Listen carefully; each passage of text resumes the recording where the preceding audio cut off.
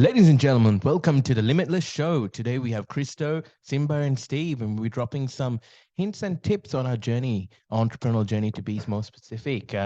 We'll be starting off with Christo sharing on his journey. All right. Thank you, Steve. And what's good, listeners? For those that are here for the first time, welcome to the Limitless Show. I'm Christo. I'm 25 years old. I'm from Sydney, Australia.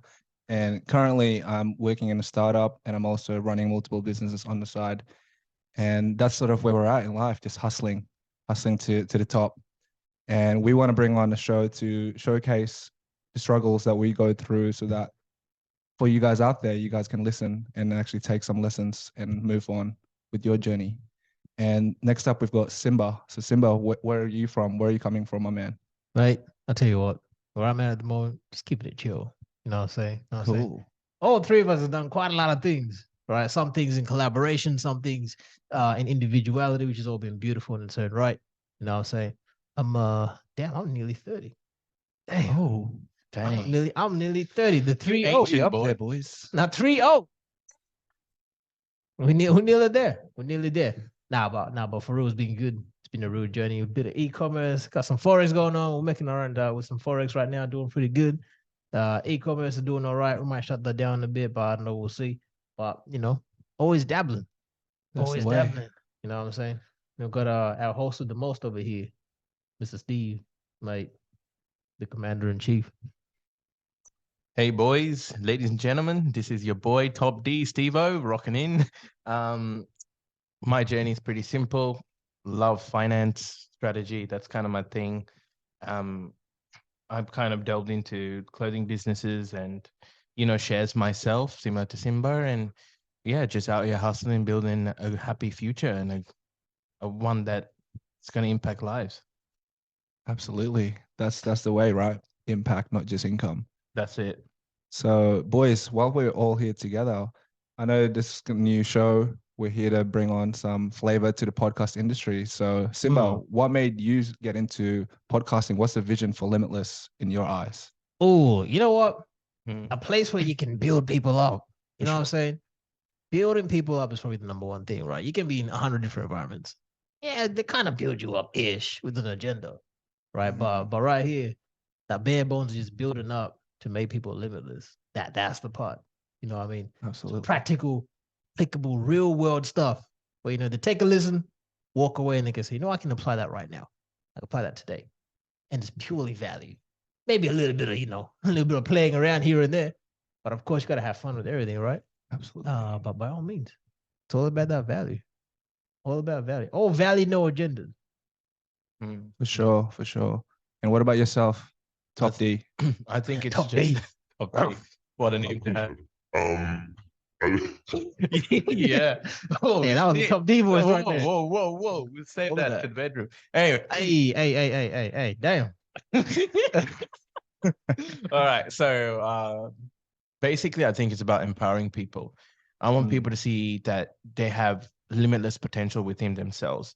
And the only thing limiting is their own self-belief. And through this journey that they'll be able to uncover a unique set of skills they currently possess, they will learn to possess and empower themselves to utilize those skills to take over in the pursuit of their dreams and goals. And I think it's exciting to see the true power of the human spirit come through that journey.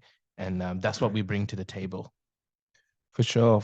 And those that are wondering why Limitless, we've actually taken inspiration from the movie, right? Taking the limitless way of life is about embracing, uncertainty. And in the movie, it depicts taking a pill. But for our show, we want to take that same symbol and actually put it through personal development, right? Creating an environment where you can unleash your potential with a group of boys and men that are trying to do the same. So that's really why we started this. And Simba, maybe talk a little bit about your come up when you first started off. How was that journey when you first started your journey of entrepreneurship? Man, that journey's been absolutely interesting. Been interesting, right? And like very early on, you're always looking for something. You're always like searching. You know what I mean? You get connected to a couple of people that always also searching. You're like, all right, cool, sweet, no worries, right? And I think there's an element of if I look back on it, there's this element of like naiveness, you know what I mean? That we all kind of get caught with, where you kind of go, oh, okay, cool. All right. This looks good. Sounds good. Let's go at it. And like, you need a little bit of that. You need a little bit of that. Right. So there's been quite a little bit of that. Damn, where do I even start? Shout out to Herbalife.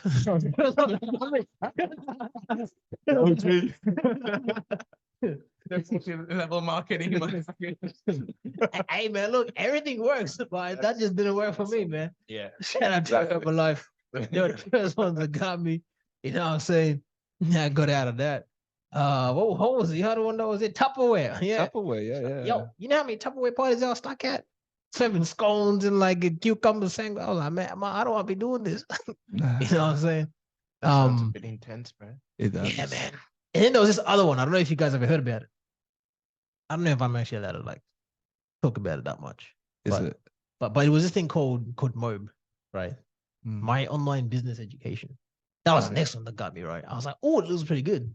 Like, oh yeah, you can be your own boss, do this. I'm like, oh, okay, cool, sweet. Really long story short, you kind of like affiliate marketing. Right. Oh, right. Long story short, man, you look at where the guy is at right now. Yo, he's been subpoenaed by the U.S. courts and everything, man. He's been under investigation and like, yo, that thing crumbled real quick. All right, all assets seized at a private island, seized. The Securities Commission in the U.S. they shut him down, and like he's on the run at the moment. Damn. And I was like, ooh, dodged a bullet there. Lost a couple grand though. Lost a couple grand. You know what I'm saying? And money to make money, eh? Yeah, well, that's right.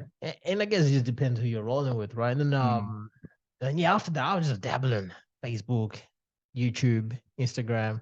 I got shut down off Instagram. Oh man, that was funny. That was funny but tragic. I was like, damn. All right, so go banned off Instagram. You were just speaking the truth too early. You speak too much truth, man. Some people don't like it. Yeah, this was before Tate got banned? Oh, way before. Yeah. Yeah, way before. I was banned. I don't even remember when it was. They just banned my account. I couldn't post nothing. All of a sudden, they deleted it. And I'm like, oh, okay, whatever, cool. So that was the end of that. So I was like, whatever. In the midst of that, shout out to Amway. That's the next one. That's the next one. Look, everything works. Just ain't working for me, right? But if there's any lessons, that I'd say, looking back, if I was gonna look at my younger self, I'll be like, dude, look at everything according to what's right and wrong according to your own moral compass.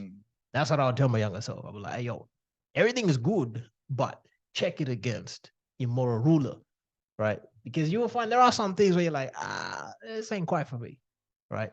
And it doesn't align with your values. Doesn't align with values. Right. So it's that maturity of being able to see that. And then, and then really just moving on from that and then deciding, you know what, I'm going to draw a line in the sand. Draw a line in the sand, come up with a new plan. You know what I'm saying?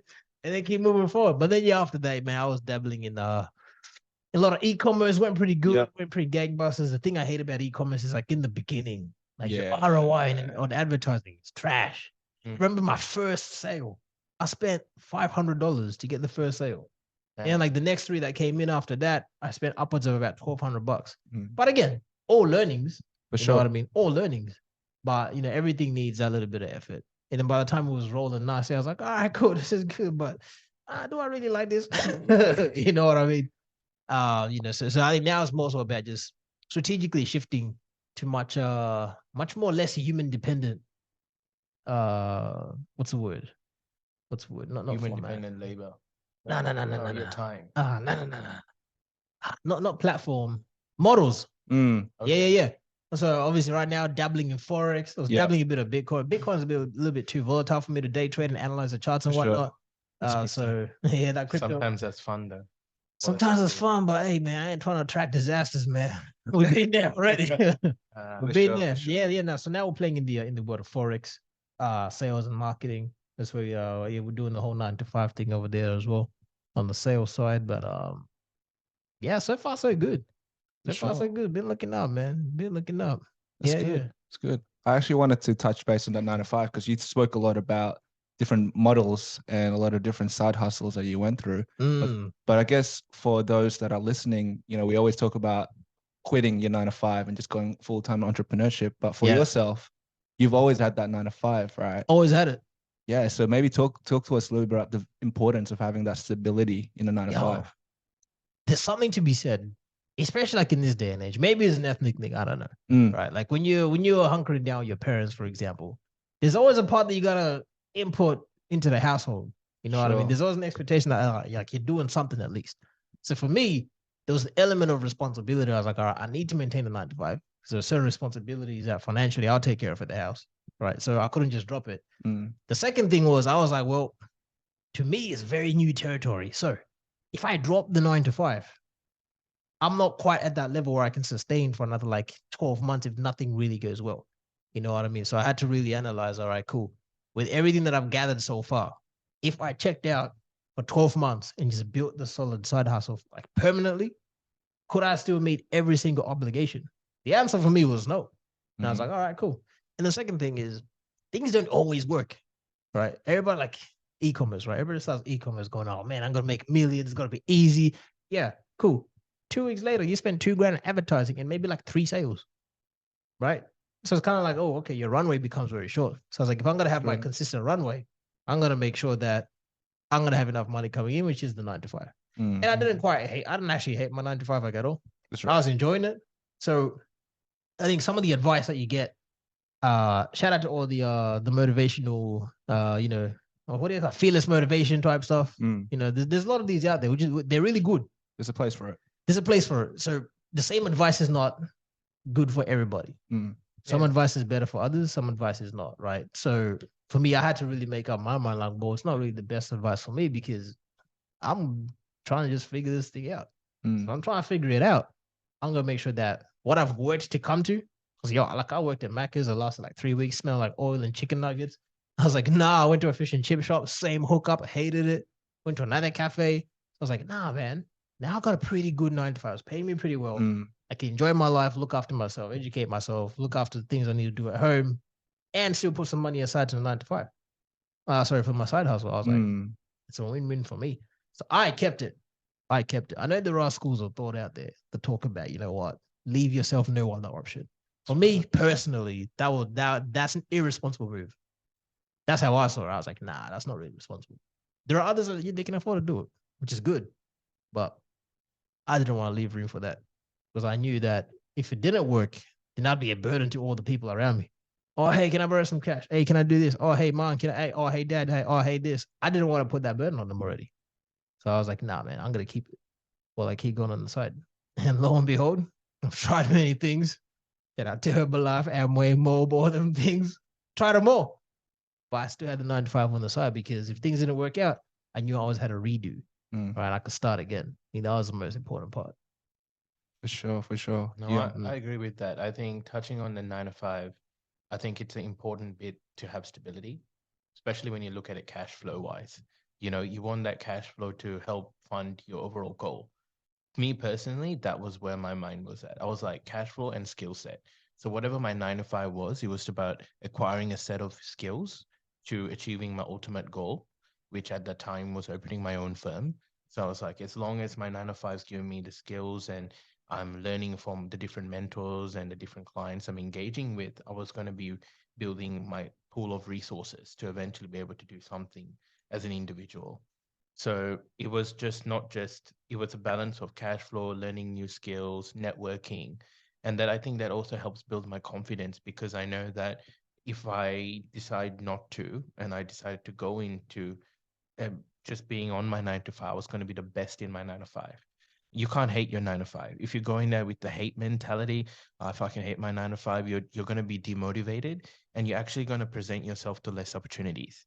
I kind of went in there going, I'm just going to kill it each and every single day, do my best and keep building the dream. Because as more as I kept being active and maintaining that strong positive mindset, opportunities emerged for me.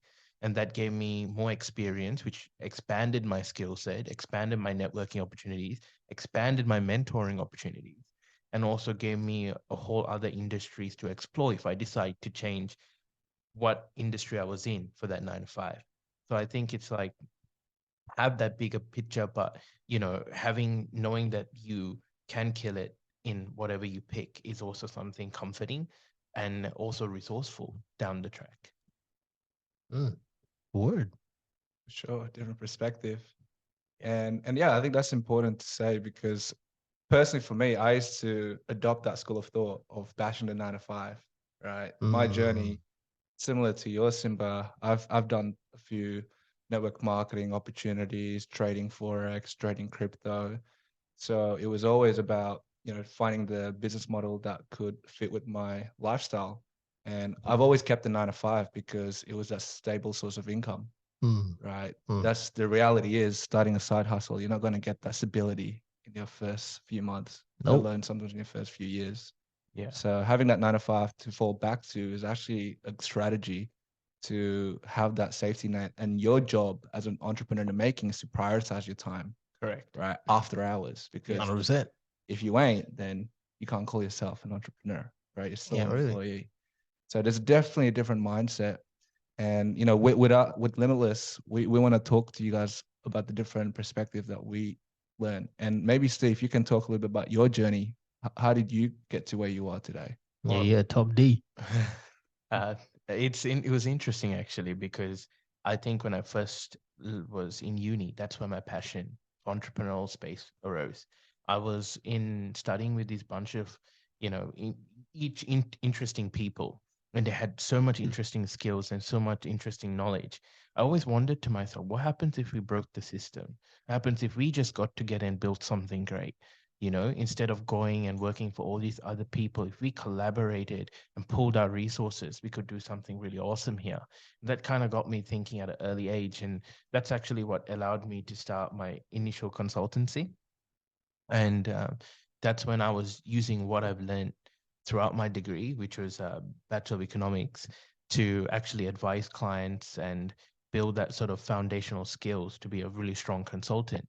Um, it's funny though, like it gave me a taste of what it is not to have a 9 to 5 as well, because when you start your own business, it's your responsibility to go out there, kill, and bring it back. You got to bring back everything you need to not only support yourself, the whole business, everyone involved, the clients, your staff, your team, and even all the systems that you need to make sure that business is operating at the highest level. Like everything has to be on your shoulders and your team's shoulders. So it's very difficult at a young age for me to be able to fully execute that at the highest level. And I actually made some major mistakes in the beginning, even just not being fully committed all the time because I'm young. I want to enjoy life. I think from there, because I was really passionate about what I did, I decided to move into a specific industry. I chose I was thinking about banking because I had a passion for interest rates and that sort of finance. And I was bloody good at it. So I was like, why not? So I was like, no, and then there was another opportunity, which was healthcare. And my decision between those two industries was very simple. Which one am I going to be dominant in? If I go banking, I'm just going to fight with all the other headless people who have egos. But if I go into healthcare, it's a undisrupted industry at the time. There's a lot of opportunities to advise and step up and be a little bit more unique and bring that sort of corporate acumen there, business acumen there, and especially with the private sector. So I stepped in, and I think that's helped me build a footline in that industry. And yeah, since then, I've just been that just spurred my passion to be dominant and to create something of substance with the people I worked with. I saw how hard all the different people in the nursing industry worked and, or in the clinical field in general. And I decided that whatever I was going to build was going to actually impact people. It wasn't just about making money anymore. And yeah, so since then, that's what it's all been about. Just empowering people, being a good leader, and building a career of substance. Yeah, man. That was a whole keynote right there. That was a keynote right there. Yeah. Yeah. That was solid, man. A lot of lessons right there. I want to hear from Crystal, man. I want to hear from Crystal, the king of Zen. Yeah, brother. How did your journey start, bro? Yeah, for sure, guys. Appreciate you both sharing. And my journey started from university. I think for me, education was always not forced upon, but sometimes it felt like that, having Asian, ethnic. Asian ethnic, upbringing. But deep down, I always knew that I wanted to be my own boss, purely because backstory about myself, I'm a migrant. So I came from Indonesia, and I always saw back home my mum and dad were entrepreneurs. They were bosses, and I always wanted to be the same, because the lifestyle that we had wasn't from 9 to 5 or just through employment. They had other ways to make income. So I always knew that having a business was the way to go. But when I first started and I came to Australia, like we all say, right, we're all young, there's a lot of distractions. So it was sort of down that path. But once I figured out I wanted to make moves and move toward creating a life of being an entrepreneur, that's when I looked on Google, like everyone does, how to make money online. Yeah, Dr. Google. Yeah, Dr. Google, right? Now we got ChatGPT, but back then, Yo, that thing is dangerous. It is. We'll talk a little bit about that as well. But back then we didn't have that, right? We had to do our own digging. And I remember coming across drop shipping. So that was the first business model that I was really looking into. But unfortunately, or fortunately, my path went a different way when my brother introduced me to network marketing. So I was in network marketing for 4 years, actually, right? Learning how to communicate, learning how to network, learning how to sell myself, essentially, right? Because that's what network marketing is all about. So that period of time really helped me grow my self-image. And through that, I was able to find a career that I'm settled in right now. I'm working for a startup in the crypto fintech space. And I credit that role purely to, my networking ability and just staying open minded. And I couldn't have done that without network marketing. But after it was time to part ways, because of some drama that we can probably talk about in another episode, we love that drama. Netflix TV series coming out soon. Stay tuned for that, boys. Stay tuned. We love drama. Oh yes, we do. But ultimately, it was sort of like the right time to move to a different industry. So now for myself, I'm starting a clothing brand, doing a bit of drop shipping, and also just focusing on content creating. Right, that's why we're here today, starting this podcast, because I think 2023, you heard that, right? Attention is a new currency. That's right. Right. So I think I can see a lot of people moving towards making content, creating their own personal brands. And Steve, I actually seen you do this, from the first time I met you, which was maybe like 3 years ago now. 3 years, right? 3 years ago plus. You've always had that personal brand about yourself and that focus. Where did that come from? It probably came from my journey of self-confidence, and just that's deep. I just wanted to be the best version of myself. And I realized there's a version of me that I strive to be, which is, someone who's confident, someone who's, willing, has a massive willingness to learn and wants to help people. And I was very determined to achieve that sort of version of myself. But I had to be someone that people could learn off. I had to have some sort of value to myself. So I was like, how am I going to, level myself up? I always push myself to level up, to be that person, acquiring new skills, trying to be physically fit, and just trying to, just all ranges of new things, dabbling like Simba, just dabble, get the ball, dribble, dabble, just like, just shoot it up, doesn't matter, get some airtime, but at least get the motion, the reps in. Just get it in, practice. And eventually with that, I think people could see that I had true hustle, true grit. And that became my brand. That became my story, my positivity, my grit. And that's how I started to create my own brand, my own vibe. And I decided just to be carefree and just be myself. That's pretty much how it started. A lot of self-growth. I want to take it back to something Christo said, right? Because always like network marketing gets a bad rap, obviously, for various reasons. But there's also very, very good elements about it. So Christo, man, I reckon, like talk to some of the lessons that really helped you, transform. Because of course, some of these environments are really good. For sure. Some environments are not as good, but the difference between the two is the quality of the growth that comes out of it. And the leadership. And the leadership, right? So talk to us a bit about that. Some of those bits and pieces that shaped your growth journey in that 3-4 year career. Yeah, absolutely. So I want to start off by sharing that I wasn't as confident as I am today And I do credit a lot of that confidence from network marketing, because when we were doing network marketing, we also had training, right? And trainings such as public speaking, you can liken it to Toastmasters perhaps. And that really helped me grow my confidence and overcome that fear of public speaking, because we always hear that, right? The number one fear people have is public speaking. Fear of public speaking. And you know, being, I guess, naive, being excited about my life, I wanted to tackle that fear head on. So network marketing gave me an environment where I could do that on a weekly basis. And to be honest, it was free as well. So it was actually a great environment to be a part of for three years and more. And that really helped my communication skills level up. And even just through being coached on how to network and how to present myself, that allowed me to then create a beautiful resume, allowed me to get into rooms where I probably wouldn't have prior. And that's really helped me in my career, right? That's also helped me in my businesses as well, not being fearful to, you know, ask for help and actually network, because that's what being an entrepreneur is.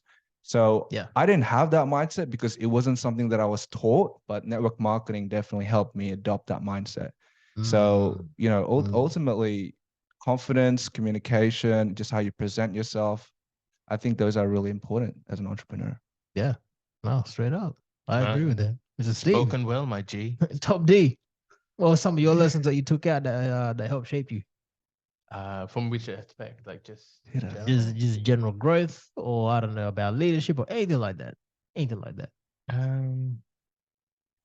I think learning to fail. That's what really helped me. Because it's not about how hard, that is a good one. You know, it's about how hard you get hit and how hard you come back, you know, from it. And that was pretty much my mentality, you know, no matter how difficult the challenge I faced, how am I going to come back from this? And that was definitely something that really helped me delve deeper into myself and find confidence within myself going. And, you know, if I want to be great, greatness is going to start with me. And I'm going to have to look myself in the eye and say that I got this, that I can do this. And what am I going to do to make this happen right now? It's not about what's going to happen in a few years. It's about what can I do right now? Those initial steps and just taking those steps. And I think that definitely helped me come in the right direction. For sure. Yeah, it was deep. That was deep. Man. I'm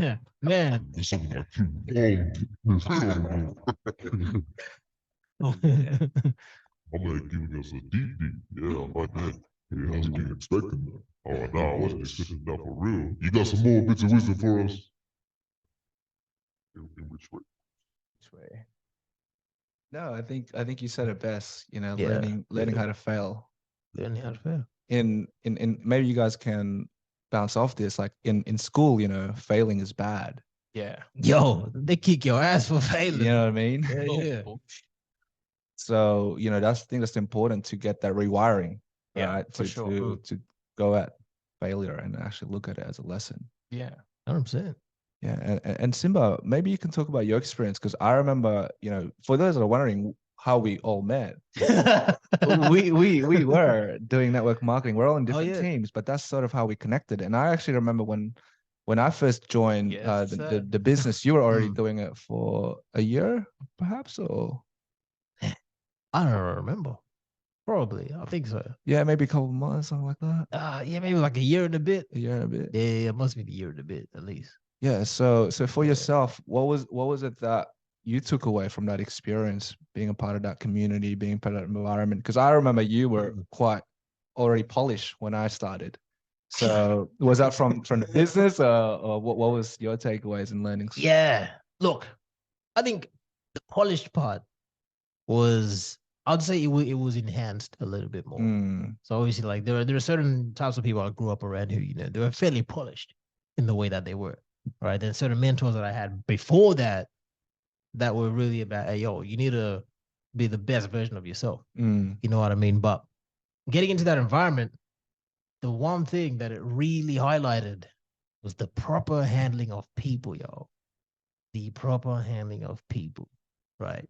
Like you couldn't talk to like I don't know, like a platinum, the same way you talk to like a rising star. They're two different conversations, right? You couldn't talk to, I don't know, like somebody in like the 9% room the same way you can talk to somebody who just got started. They're two different conversations, right? So there was that juxtaposition of like, all right, cool. Well, what level of conversation aligns with this person where they are right now, as opposed to where you think they should be, right?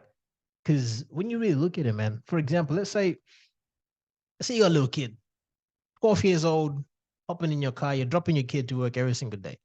You start trying to tell this kid about how to drive a car, all the things to look out for. He's not at that level where he's got to worry about driving a car yet. He's like, oh, okay, cool. Well, great. Thanks. All he knows is car equals transport equals school equals soccer equals that. Right. Sure. But then you talk about somebody who's 18, 19, 20. You start talking about car. Car could be all right, cool. Car could be freedom for them. Right. Car could be all of a sudden they can go from, hey, can you drop me off at basketball to like, all right, cool. I can just hop in the whip, go to basketball, like, and I'm sweet.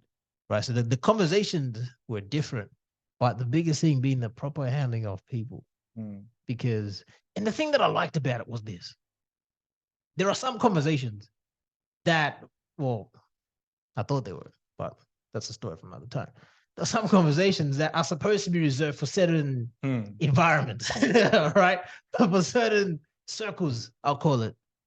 And the importance of protecting that. That's one thing that really, obviously, there were lessons on both sides of the spectrum. But the proper handling of people in that respect, because that was a whole different ballgame. You know what I mean? The second thing was more so, it really reiterated how I need to move based on my own values. Like it really reiterated.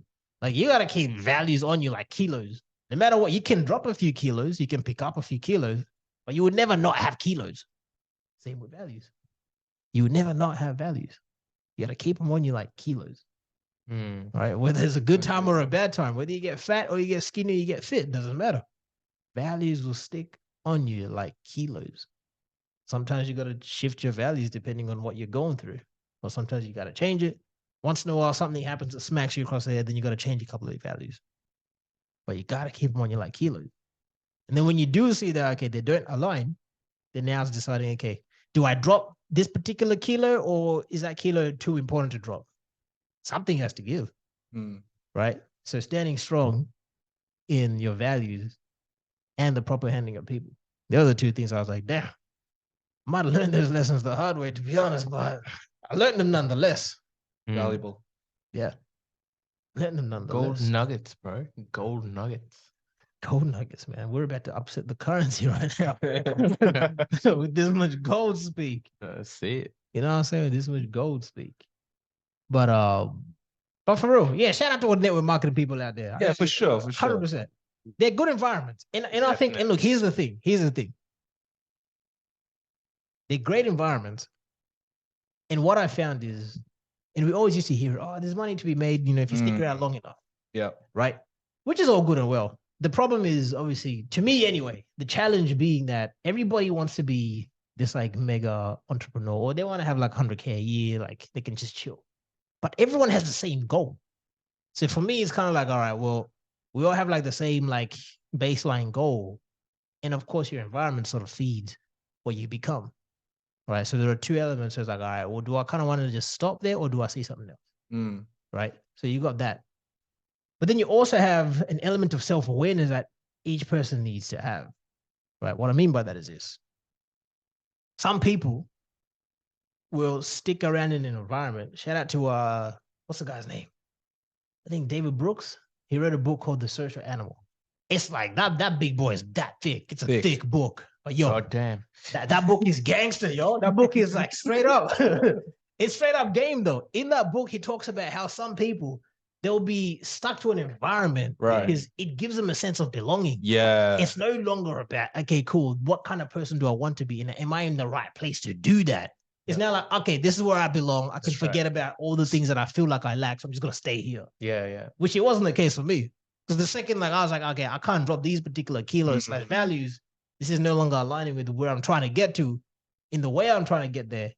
So, I got to step aside. The environment becomes toxic in that moment. Yeah, for sure. And you're just you're just swimming in toxic waters, and you're just seeping into who you are, and it just messes with everything your focus is. You want to keep your mental clear. You want clear crystal water so you can actually look at what you're trying to achieve, not dirty water which you don't know your next step. But you gotta know where you're going. That's right. Right? That's lesson number one. Lesson number one, for you to be limitless, you need to know who you are and where you're going. That's For right. sure. That's our first That's official number- lesson. Yeah. Because if you don't know, you're stuffed. You're lost. Yeah, you're in for a long ride. Yeah. It's for a very long ride, man. You're What a going to the deep detours. dark hole. That's where you're going. Yeah. The abyss. Ooh, that's more like it. Man, you sound like downstream. For sure. Yeah. But I reckon one of the lessons I probably learned from that environment was the importance, the collaboration as well of everyone. No Because- man's an island. Huh? No man's an island. Yeah, that's right. It's a beautiful collaborative environment where you actually get to meet like-minded people. And usually you don't have many environments where you can meet such like-minded people in that setting at a similar age group that have ambition and drive like you, that are willing to build something and be better than who they are today, to build to a brighter future. You know what I mean? And I think it's that was one of the coolest takeaways from that environment, is that there are people like that. They do exist, and it's about teaming up and finding them in a very natural, organic way. Let's dive into that one. Krista, say. how do you find the environment that's right for you? That's a question that you have to ask based against your values, right? It goes back to that because, talking about the environment in network marketing, at first, they spoke about values of collaboration, spoke about putting people before profit, right? And I know, we can have a chuckle around that, but being a naive 20-year-old, you sort of hear people before profit and you're like, wow, that exists. Yeah, I mean, you don't know nothing else. No, you don't. Nah. Yeah. People that just want to help you, guide you, and just be there for you. Like, it's almost a family complex. That's And right. It just comes out of us, the innate need, as Simba spoke of, to belong. Need to belong. That's right. Yeah, and I think that was where I was at. I wanted an environment where I could belong. But after having life experience and seeing what values stood the test of time for myself and what I find to be important, I think when you're choosing the right environment, you got to ask yourself, what are you trying to accomplish, being in this environment? Who's a part of that environment, right? Do they have similar values to yourself? Do they have similar goals and a sense of direction as you? Because if they don't, that's when those detours will happen, right? Some of those headaches and just misalignment that could arise when you're hanging around people and being in an environment where it's not in alignment with what you want and your values. So I think it goes back to values and actually seeing if the people inside that community is also your vibe, because I think that's also important. You don't want to be hanging around people you don't like. Right. 100%. So after values, I think you just gotta see if there's a vibe between the people you're hanging around with. You don't want to be an imposter, right? I know I've had that imposter syndrome. The imposter syndrome. Yeah. It's hard. It does. That one hits hard. Especially if someone's very influential, has a very radiant influence, you just get drawn into them, and you want to become part of their pack, part of their tribe, and it sucks you in. It's just a natural thing, really. It happens. Yeah.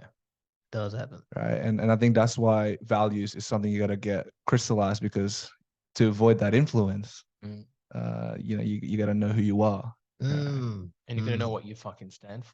Exactly. Yeah. Let's talk about some non-negotiable values, just in general. Just in general. Right now, Straight up, loyalty. Loyalty. Yeah, that's baseline. That's foundation. What does that mean to you? It just means that no matter what we face, the person who I trust has my back, and that trust is unbroken, unspoken, and just pure accountability between the people that have that loyalty. Damn, that's deep. The top D special. Yeah, top D special, huh? Sorry, I'm just dropping sniper bullets, you know, man. Values. I'm just shooting headshots. That's Yeah, it. yeah. Give us another, It's give us another one. clean shots, my boy. My man's an Overwatch 10 today. That's what's going I mean, on. I was clarifying as a sniper, so I mean, Sir, sniped it out. Give us another one. What's that's another it. So we dropped loyalty. Another one is just having integrity. You know, you need to have one? That's a integrity. good one. That's a You good know, as an individual, you need to know who you are and what it means to be you. You know, your values of sure. integrity.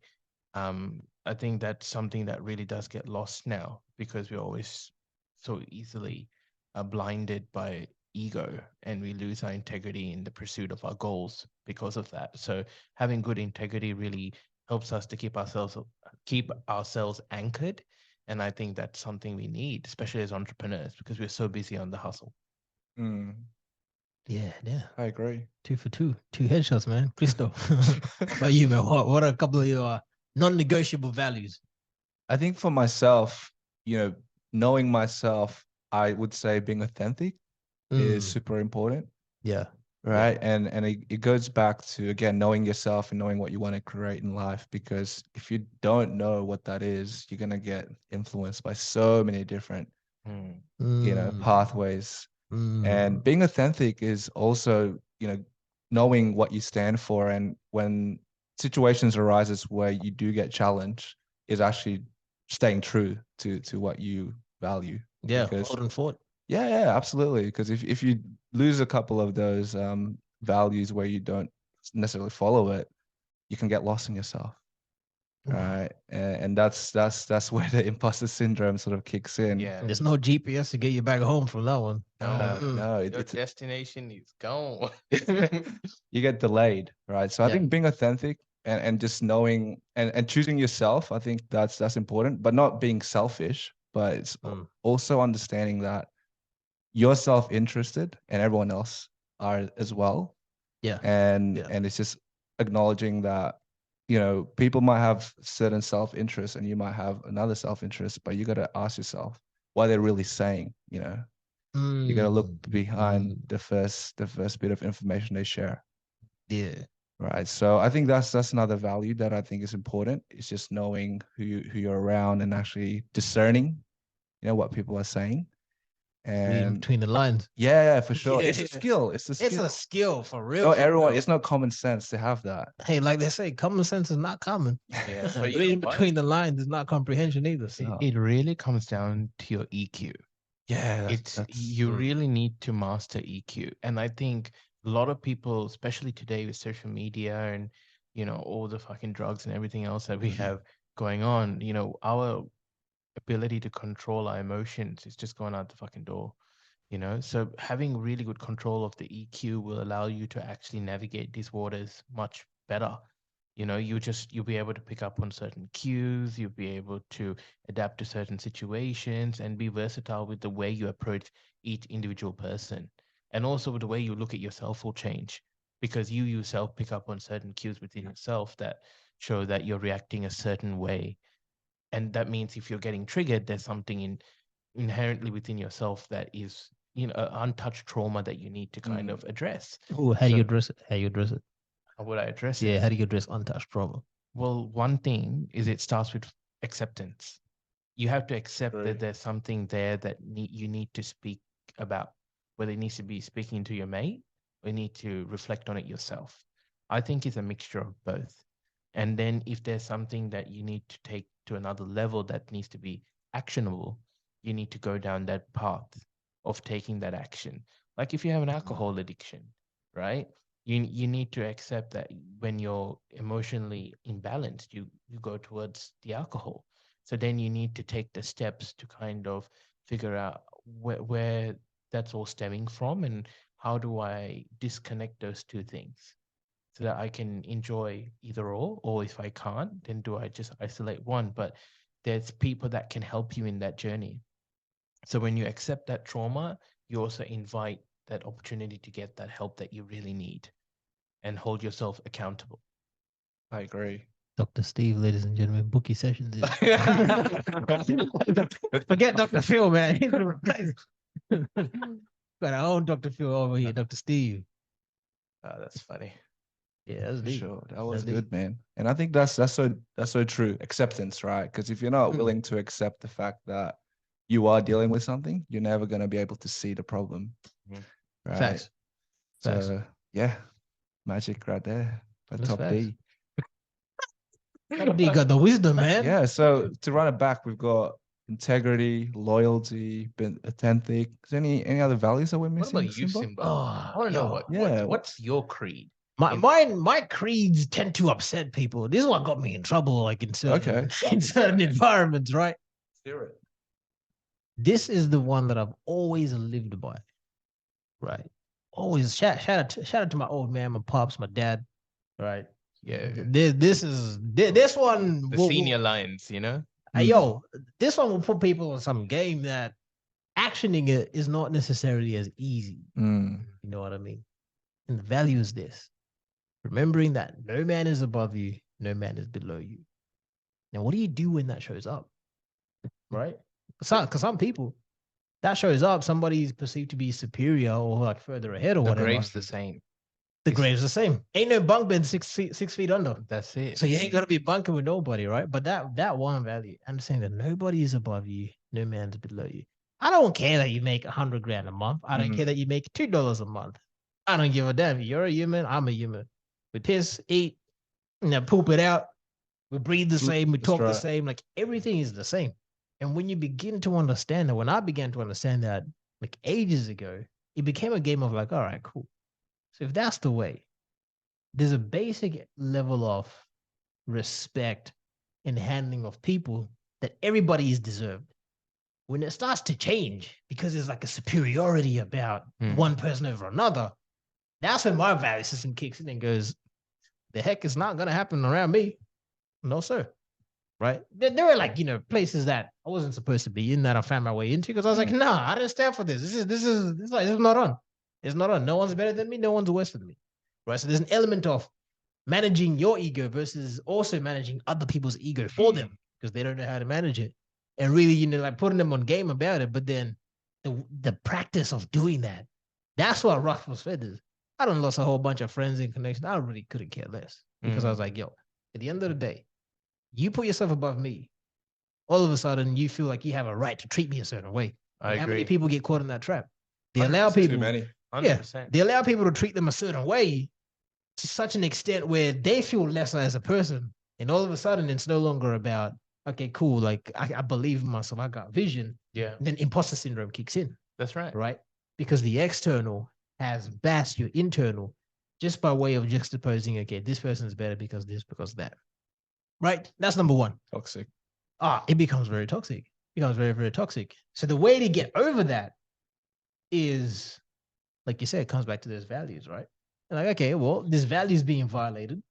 So what's the demonstration? I've got this saying that I live by. In the presence of violation, calls for a demonstration. I said it wrong. Every violation calls for demonstration. What it means is whenever something that you hold dear and true is violated, there has to be a demonstration of you standing up for that thing. That's right. Yeah. Now, whether like Steve said, you got to go have a conversation, like address that little piece of trauma, or you got to have a conversation with somebody else, pull them aside, like, hey, this is what I'm seeing versus this is what you're saying. These two things don't match, and this is why it's a problem for me. Right? Now, of course, be careful in doing this because you can upset the wrong apple cart, and before you know it, you're in trouble. But that's number one. Number two is this. This one is equally as deep in practice. Right? To say it is easy. In practice, God, all my days, it is deep. This is number two. Understanding cause and effect. Right? It sounds very simple, but let's break it down. Say you see some dude, he's got a Lamborghini truck. You're like, oh man, I want that truck. All of a sudden, every single thing they do, you want to do. Oh, this is the water they drink, so I'm going to drink that water. Oh, this is how they walk, so I'm going to walk like that. Oh, this is what they do every time we have, like, I don't know, like a function, so I'm going to do that. Oh, okay, cool. Like, I have to do this and this and this for them because I want to get close enough. But we're being attracted by the effect. But what's the cause? You don't know the guy went like bankrupt 23 times. You don't know that there was a lawsuit on his entire company. It's still going. Oops, whatever.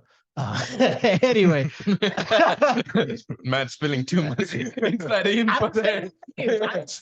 I didn't say no names. I actually had Google bro, I actually had a cat. He was like, nah, I'm not gonna participate in this equation with you. This is what I found. And I'm like, what did you find? He would not tell me. I chased that guy on LinkedIn for 2 months. Eventually, he's like, all right, fine. This is where I found it. And I was like, oh, damn. Okay, no problem. But that's besides the point. So there's an element of understanding cause and effect. What we see, right? They say perception is reality, right? But perception is reality to the one who observes just the perception. Yeah, that's right. The reality is what we don't see. So, That's right. So it's understanding, all right, you see some dude driving a nice whip. You're like, all right, I want that whip. So anything and whatever they say, you now become their puppet like that, right? So understanding that dichotomy as well, right? Yeah. But then also trying to reverse engineer and figure out, okay, what did they actually do to get that particular car? Yeah. Right? That's what people miss. That's what people miss. Yeah. Right? So like, what do they actually do? Okay, cool. This dude has got 10 pounds of muscle on like every arm, like he's jacked. All right, bet. You want to look like that? But what did he do to get it? Right? So sometimes we're attracted to the trappings of quote unquote success without really understanding the cause behind it. You don't know that he jabbed steroids for 6 months and suddenly he's huge. That's right. And you try to chase the same result, but you don't understand the cause and the sequence of events behind it. So it's understanding cause and effect. And then when that does show up, then you go, okay, cool. Can I actually copy that cause? Do I even know the cause? Most people don't even look at the cause. They're given a cause. Oh, this is how it happened. Oh, great. Okay, cool. Perfect. But I do know that, you're making like 60 grand off like subscriptions from like everybody. Are you showing us how it happened? You know what I mean? So there are a lot of things. There are a lot of things that you need to be aware of. They're the two things, like the two non-negotiable values, right? You gotta ask questions. You gotta ask questions. No man's above you, no man's below you. And the second one being cause and effect. Yeah. All right. Don't be fooled by the trappings of success or what shows up in face of success. Because what's actually behind how that happened, maybe you don't actually want that. That's right. You don't know that there might have been, I don't know, like domestics. You don't know there might have been all these issues behind. You're like, oh, I want exactly that. Great. They say, if you want to see where you're going to be in 5 years' time, look at the person who's 5 years ahead of you, whoever you're following, 5 years ahead of you. And as long as you're following them, everything that happened to them, you're more than likely guaranteed 80% of the time to go through it. That's right. The other 20% is whatever you go through. They were like the two. They're easy to say. In practice, they're difficult because it means you got to ask questions, like you said, Christo. And it also means you got to make the difficult decisions. That's right. To challenge things all the time and also be willing to be the outcast because you've challenged stuff. That's where pretty much you would be in the same boat as them. That's what it really is. You're all on that ship together. So that whatever the ship encounters, you two will encounter being part of that crew, right? So whatever turbulence, whatever they face, monsters, whatever, stormy weathers, you encounter on that journey. That's the effect when you're following someone through a journey like that. But the thing you don't know is this. When the ship starts to sink, they have a lifeboat. You don't. That's it. You don't know they've got a lifeboat. Yeah. Their lifeboat is set. Like they couldn't care if it sinks. They got an exit strategy. What do you have? But you don't. Like you don't see what they've got set up to help them leverage a better scenario. That's powerful right there. Like for those that didn't get that, it's all about, I guess, going back to having that vision or developing the ability to read behind what people are really saying and the real agenda. Because, going back to network marketing, the reason why I decided to step away from that environment was after developing that ability to see what's going on behind the scenes, what's really going on behind the curtains. Yeah. The objective reality. That's right. Because like you said, right, there's a perspective, but you got to be able to sort of look beyond that perspective. And actually, it takes time sometimes because you got to, really do some internal work and actually tell yourself like, oh, maybe I don't know everything. Maybe I am sort of in the wrong environment, and that could be challenging. Especially that's confronting. That's all you know. Yeah, it's very confronting. Imagine if you believe that this is paradise, and then your paradise or illusion of that paradise has been destroyed. Where do you go from there? What's next for you? You question everything, right? and you question the decisions you made to get you to that position in the first place, and also the people that you may have trusted to advise you along that journey. And like you said, confronting, and it's sort of it's happened to a few people that I know, right? Where Lord knows, the Lord knows, Lord right? knows. Some people can't handle the truth. Yeah, some people can't handle the truth. Yeah. But I think once you start to develop an appetite for the truth and you keep seeking it, you know, you'll find the right path thereafter. At least that's 100%. my experience, I right? agree. And it's even like in relationships, right, guys? Oh, right. Through and through. relationships. Oof. Oh, Oof. are we gonna save that for the next episode? Uh-oh. Are we trying to get to uncharted territory? That's dangerous. I guess sounds like you were about to start off on that topic real quick. I'm Yeah, just what saying. were you gonna say? Yeah, I'm just saying, like sometimes you gotta understand that everybody in a relationship, if it's all talk, it's all talk, but it's the actions that speak. If someone truly cares about you, someone truly values your time, if someone actually sees a true future with you, they're gonna put in the effort. So I would always say assess the actions. Don't just focus on the words. But it's a two-way street in this world, and you got to understand that everyone's making moves because they all want to safeguard themselves, So you're making moves, they're making moves. It just becomes a game of cat and mouse. Transparency is the best currency. Sometimes just be honest, just be out front. Bars. Bar. Hey, saying it's just you just to be upfront.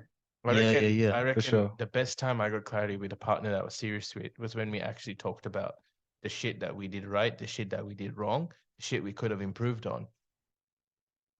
And that gave more perspective to the whole thing. Let's stay on that topic real quick because obviously without mentioning names or whatnot, because 99% of dudes, the one thing that'll bring a man down real quick is a girl. The wrong girl gonna bring the right dude down real quick. That's right. You know what I'm Amen. saying? So what does it look like when it's something that's beneficial on both ends versus something that's toxic? Like what are some of the things that show up when it's a toxic setup?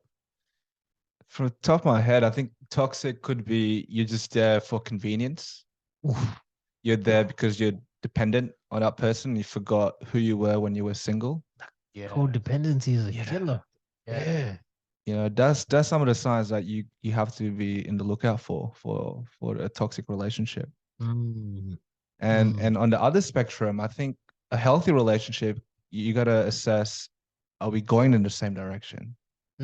Right? Do we have similar values? Do we have similar goals? And are we on the same page? I think that's again going back to what Steve said. You got to be transparent. You got to communicate. I find it fun. I find it interesting that not many guys talk to their ladies like this. It's crazy, isn't it? Don't you think so? It's so crazy. It's the vulnerability. Yeah. It questions your masculinity. That's to be right. so vulnerable and to be able to speak to your woman and be like, this is how I feel. And, to put yourself out there and just to be understanding that they could react in a multitude of different ways. Sometimes we're too afraid of how they react. We don't want to show that vulnerability. Where do you think that comes from? That's a hard question. But where do you think that comes from? It comes from expectation. Societal values, also the way we are brought up and the people we were surrounded by initially that we looked up to. When we idolize certain men, we just go, oh yeah, that guy's a beast. I bet nothing phases him. He's probably just ruthless. Probably doesn't give a shit about the situation.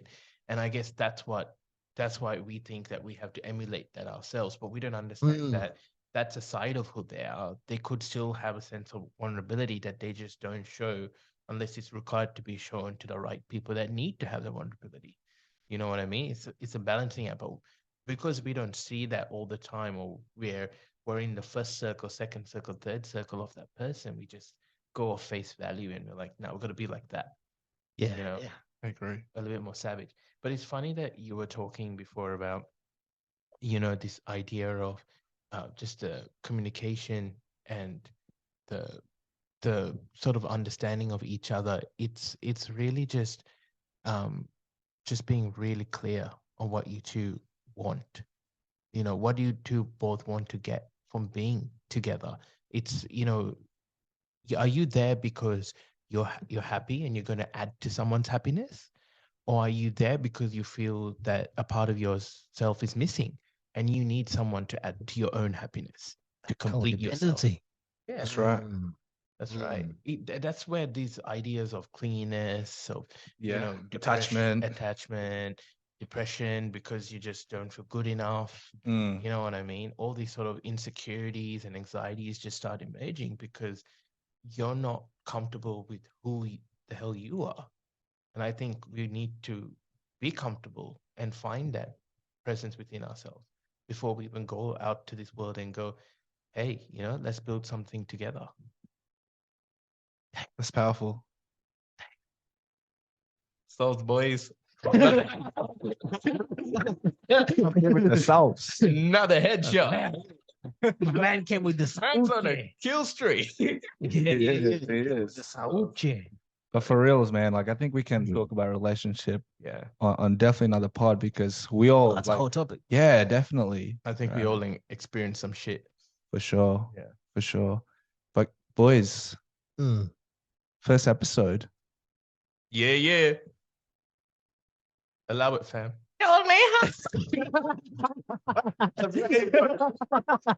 We had to use it one time.